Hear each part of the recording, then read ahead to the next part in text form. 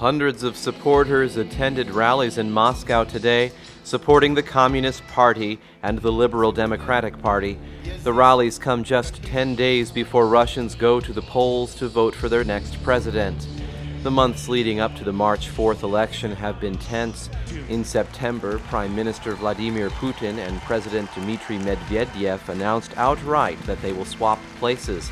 This would return the presidency to Putin, who served 2 terms from 2000 to 2008 and is still seen as the real power in Russia. The announcement soured the mood of many Russians, and United Russia, a party created to support Putin, has seen its popularity backslide.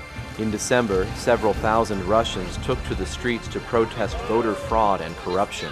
Western media have emphasized the protests and the struggles of the United Russia Party, and some have tried to portray Putin's position as precarious.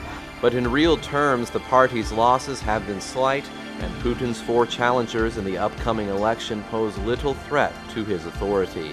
The only newcomer is billionaire businessman Mikhail Prokhorov, whose candidacy many view as a Kremlin-approved effort to add legitimacy to the election. If such a strategy works, it will channel the discontent of the protesters into a candidate who will still lose to Putin.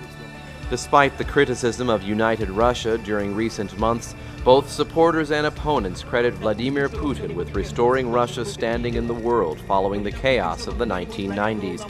Polls show that if presidential elections were held today, a clear majority would cast their ballots for Putin. Despite the Western media's attempt to play up dissatisfaction with Putin, the upcoming election will be no contest.